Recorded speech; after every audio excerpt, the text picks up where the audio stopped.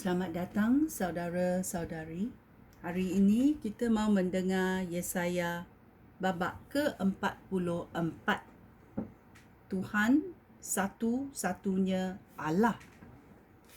Mari kita mendengar firman Tuhan. Tuhan berfirman, "Dengarlah, hai hamba aku Israel. Hai umat pilihan aku, keturunan Yakub. Akulah Tuhan yang telah mencipta kamu, yang membentuk kamu semasa kamu dalam kandungan. Dan aku akan menolong kamu. Janganlah takut. Kamu hamba aku, umat pilihan aku yang aku kasihi. Aku akan mencurahkan air pada tanah yang gesang dan mengalirkan anak-anak sungai di tempat yang kering. Aku akan mencurahkan roh aku pada anak-anak kamu. Aku akan memberkati keturunan kamu. Mereka akan tumbuh subur seperti rumput di tempat yang berair, seperti pokok ganda rusa di tebing sungai yang mengalir. Seorang demi seorang akan berkata, Aku milik Tuhan. Mereka akan bergabung dengan umat Israel. Tiap-tiap orang akan menulis pada lengannya milik Tuhan, serta menyebut dirinya sebagai anggota umat Allah. Tuhan yang memerintah dan melindungi Israel. Tuhan yang Maha Kuasa berfirman, Akulah yang pertama dan yang terakhir, Allah satu-satunya. Selain aku, tidak yang lain. Tiada yang lain. Siapakah dapat melakukan apa yang aku buat? Siapakah dapat meramalkan apa yang aku akan berlaku sejak permulaan hingga akhir zaman? Janganlah takut, hai umat aku.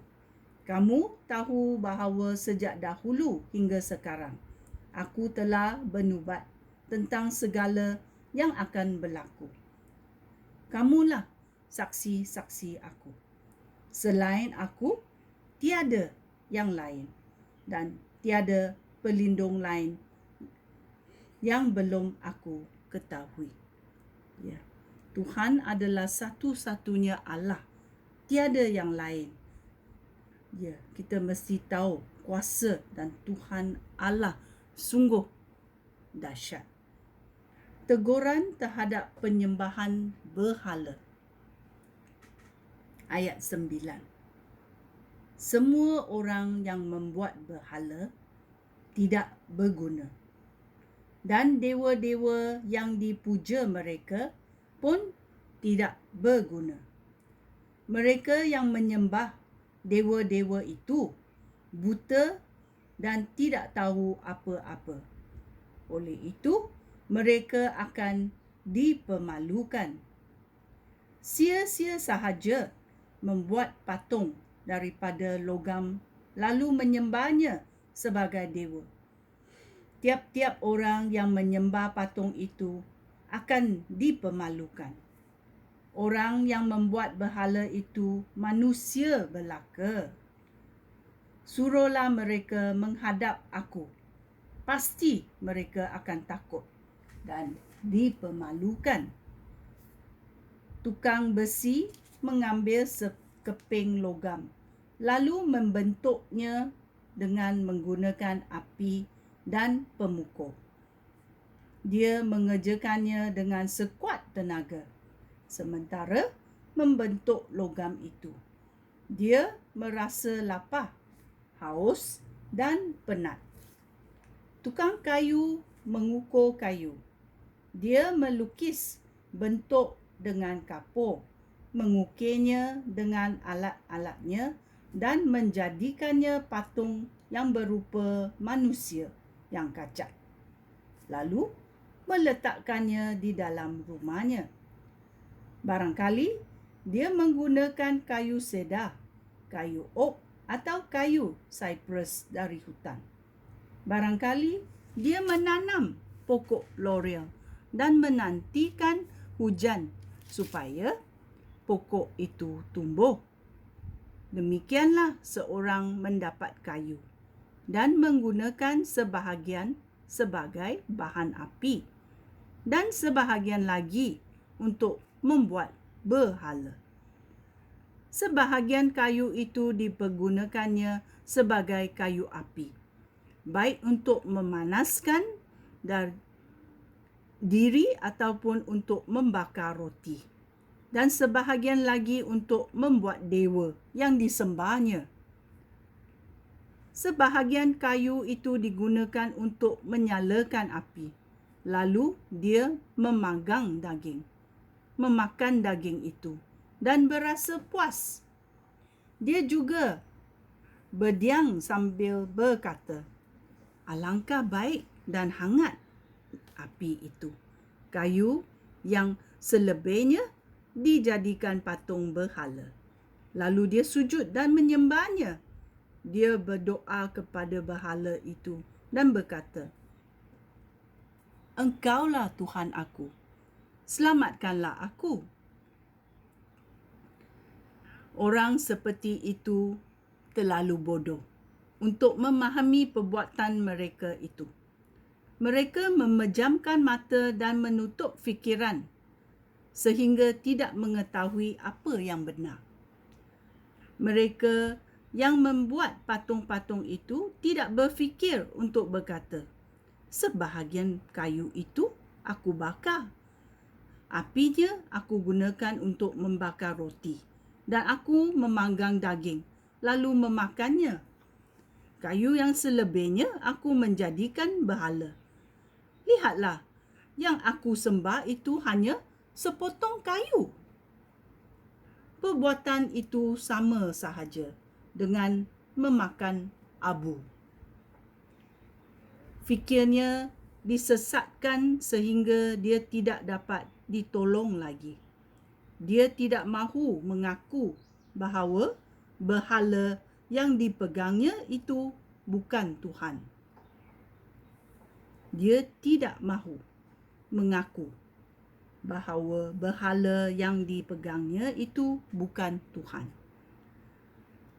Tuhan pencipta dan penyelamat. Ya, kita mesti tahu bezanya patung-patung berhala dan Tuhan yang hidup. Apa bezanya? Ayat 21. Tuhan berfirman, ingatlah hai Israel, ingatlah bahawa kamu hamba aku. Aku menciptakan kamu untuk menjadi hamba aku. Aku tidak akan melupakan kamu. Aku telah menghapuskan segala dosa kamu seperti awan di bawah angin. Kembalilah kepada aku, kerana akulah yang menyelamatkan kamu. Bersoraklah dengan ria, hai langit. Bersoraklah, hai tempat-tempat dalam di bumi. Bersoraklah dengan ria, hai gunung-gunung dan hutan serta segala pokoknya. Tuhan telah menunjukkan kebesarannya dengan menyelamatkan umatnya Israel. Akulah Tuhan, penyelamat kamu. Akulah yang menjadikan kamu. Akulah Tuhan, pencipta segala sesuatu. Aku sendiri yang membentengkan langit. Aku menciptakan bumi tanpa bantuan. Aku mempermainkan tukang tilik. Aku menggagalkan ramalan ahli nujum. Aku membantah pendapat orang bijak dan menyatakan bahawa kebijaksanaan mereka itu kebodohan. Tetapi apabila hamba aku bernubat, apabila aku mengutus hamba aku untuk mengatakan rancangan aku melaksanakan nubat dan rancangan itu. Aku berfirman bahawa Yerusalem akan didiami semula, dan kota-kota Yahuda akan dibina semula. Kota-kota itu akan bangkit daripada runtuhan. Demi perintah aku, laut menjadi kering. Aku berfirman kepada Kores, engkaulah yang akan memerintah bagi aku.